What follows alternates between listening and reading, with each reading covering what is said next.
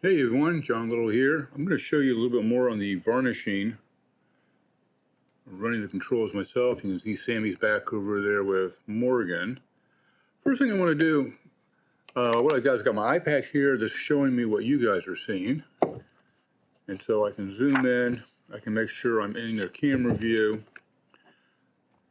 First thing I want to do is I want you to take a look at the brushes here.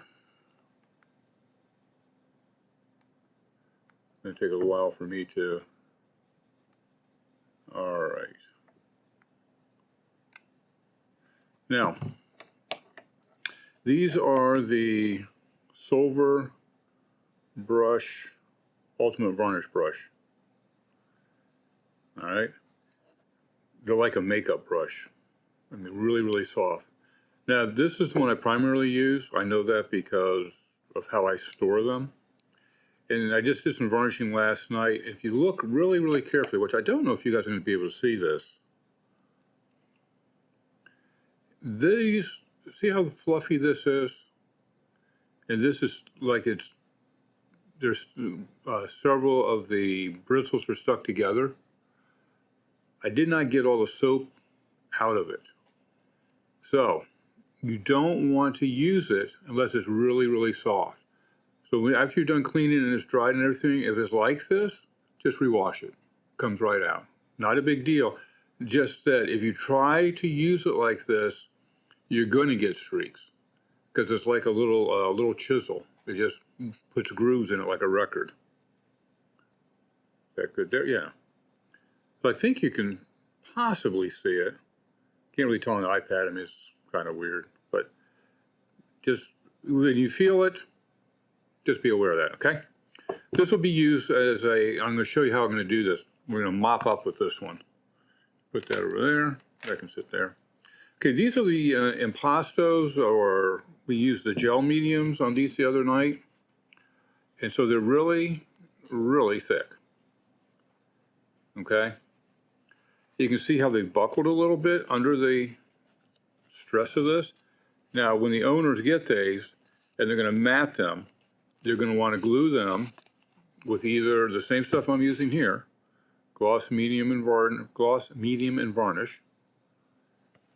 It's our go-to product. You can use that as a glue. 3M makes a spray glue. There's a lot of different glues. You just need to mount this, but you got to make sure that when you put them down, you're going to start from the center and then kind of mount them out and kind of hold it as it dries. Okay, so what we're going to do is I'm going to varnish these. I'm going to show you how you're going to varnish something like this. Instead of using a spray gel, I still use the gloss, medium, and varnish. We use Liquitex. Been doing it that way for, 100 years. We'll admit it. Okay, I do it the same way I do the other ones. I put a little puddle in. Now this puddle, I'm not going to put in the middle over here. I'm going to put it up here at the top. And that way I'm going to have to work it around.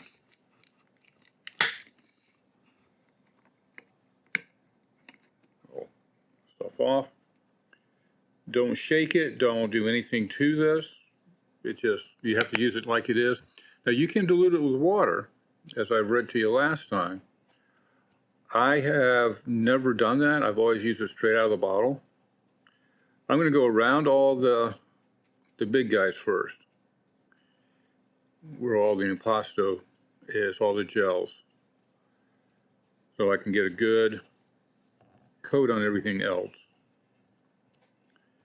And again, I go every which way to start with, and then when I get ready to do the final brushing on it, I'll go the direction that the brush stroke that Ginger, or the artist, has done. Like down here, all these brushes are up and down. Coming across the window, you come across, you can come down. That way, if you do get a streak, which, like I said, with these brushes, it just doesn't seem to do that. Okay. So looking good there. And I can take a look at it. I reflect it in the light so I can see if I got it covered. Which I'm not sure if you guys are going to see that. If I move it around enough. You look for any puddles, you look for any extras. All right, so now we're going to tackle the middle. And what we're going to do, we'll put a little bit up here on the top edge. And what I do is I'm going to come in, I'm going to dab it in here. Okay? Just like this. Going straight up and down, making sure I'm getting into all of them, sideways, whatever it takes.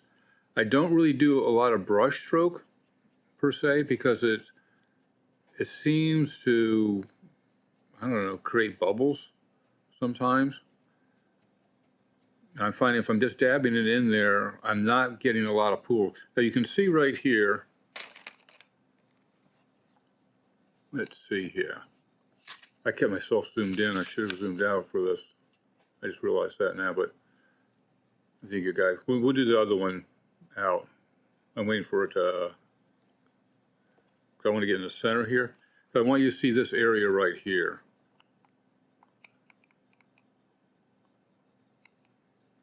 Okay, a little more. I know you can get closer than that. Okay. You see this little puddle that we have right in here? Where it's all cloudy looking? Okay, you have to come back through here and you're going to dab it back out. See how I dabbed it back out of there? You can't have that. It's going to create a cloudy point on it, on your painting. So you're dabbing all this out of here.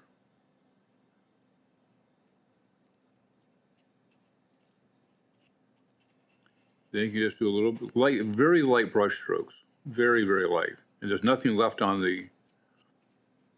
my brush. It's all, there we go. Let me back out a little bit now.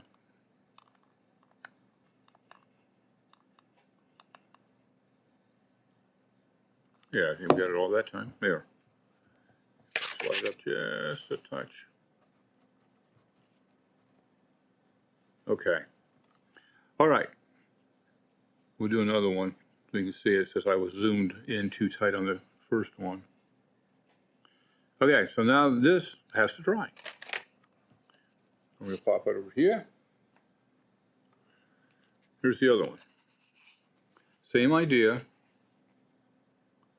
You've got the big mountainous areas. You can see how high they are. You can see how the canvas is waved. But it will go flat if you do try to, if you mount it. You can't get it to go flat. So let me just get this lined up. Good there. Now you got the whole painting? Not quite. No, you should. There we go. Start off there. And again, starting out with the edges. My technique, not necessarily the right way to do it or the wrong way. It's just how I find I can make sure I get the good coats on the outside first.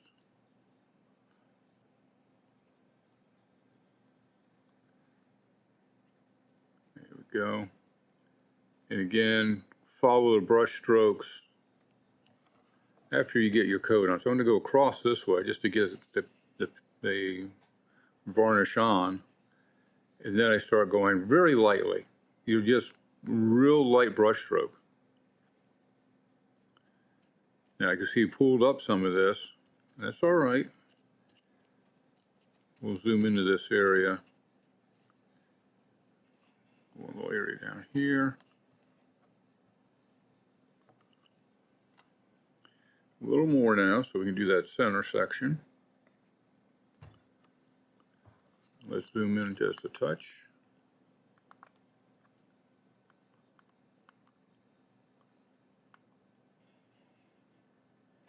Yeah, I'll let you see the actual, you can always see some puddling in there, some pooling.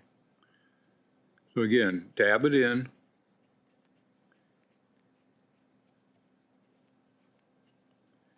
You want to get all the surfaces covered. There's a little spot out there I didn't have.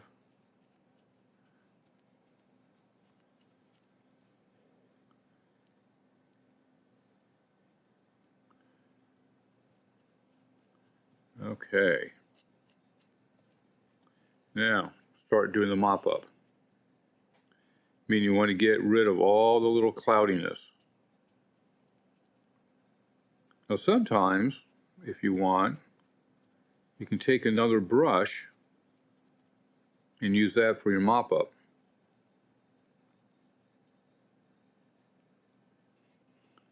Which I have done when I have bigger areas. That was a tough one. That one has like an overhang. So you really look close at it, you can see exactly where the little puddles are being formed.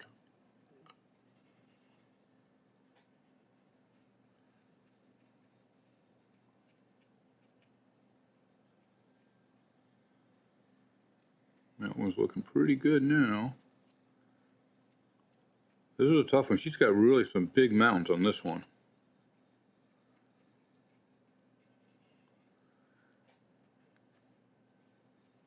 But if you ever look at Ginger's paintings up close and personal, you won't find, I haven't found another artist that has as many colors in a single brush stroke that she does. I mean, you look at her, I mean, she uses what's called a dirty brush. She will have 3, 4, 5 different colors on that brush as she makes a stroke. They're not complementary. You know, they've all got to be in the same family. You can't have a red and a green together and do that. What do you guys think? Look pretty good? Checking reflections. Looks pretty good.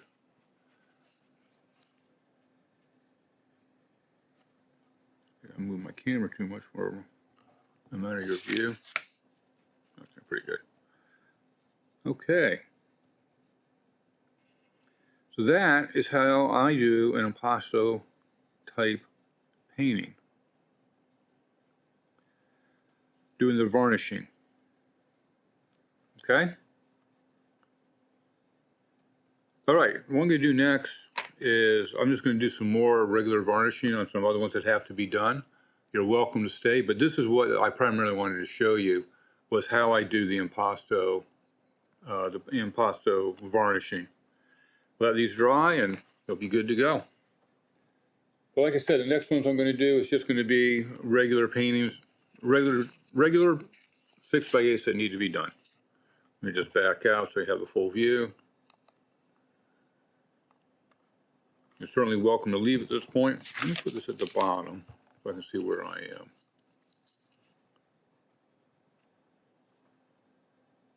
All right, so if I stay within there, all right. And this is just regular varnishing. Super simple to do.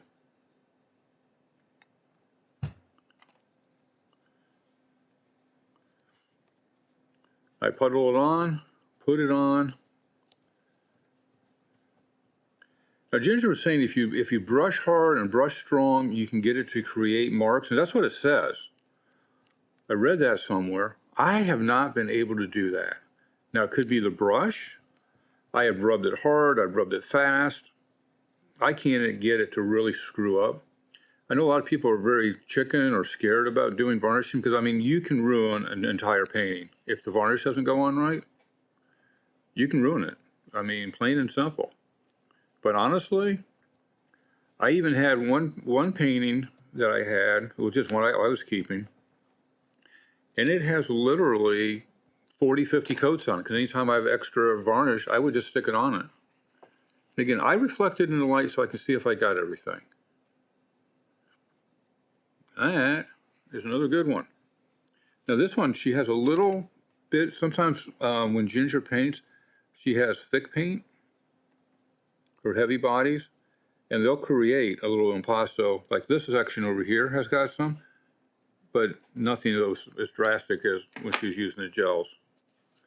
You just want to be aware of that so it doesn't pick up, doesn't create puddles.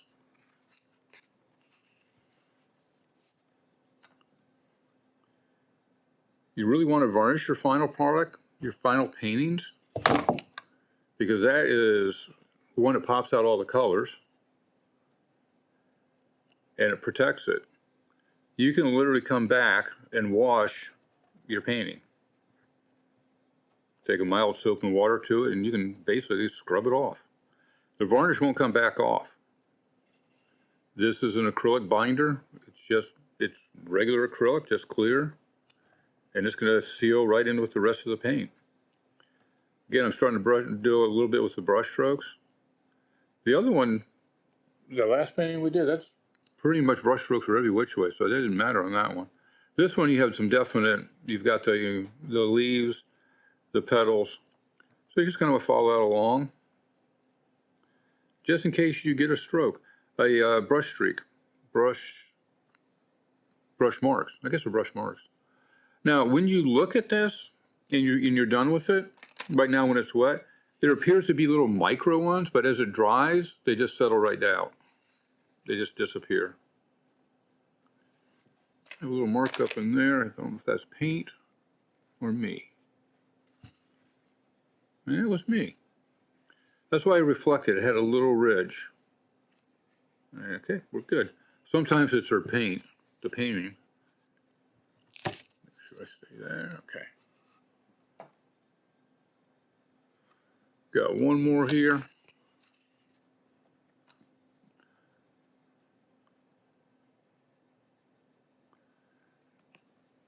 There's another painting I'm going to show you guys how to do with matte finish.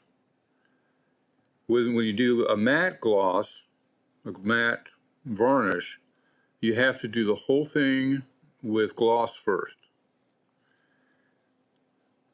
One thing, the gloss is going to pop out the colors, going to seal the painting, and you can tell where you've been when you do gloss. Now, you've seen a lot of people will teach you to varnish this way all in one stroke. I say you can do that to put it on, but then you better go back and start mixing it up and matching the strokes that are here. I mean, that's just, it's kind of a precaution. So if a brush mark does stay here or does come in, you at least can be matching what's underneath it, so it won't look so funny. But if you have a solid going back and forth, not good. Unless that's how the whole painting was done. There you go. All right, guys, that is how you varnish. Once again, we had some impastos, and we have just some regular. Real simple to do, nothing to be scared of. The secret, though, really is the brush. You know, I used to use, my first guy here with Ginger, she had another brush, she said, just use this brush. That would leave marks. Cinnamon told us about these. They're not cheap, they're like an $18 brush. But this brush has done literally hundreds and hundreds of paintings. All right, hope this is good for you. Thanks very much. Any questions, put them down below. Thanks. Bye now.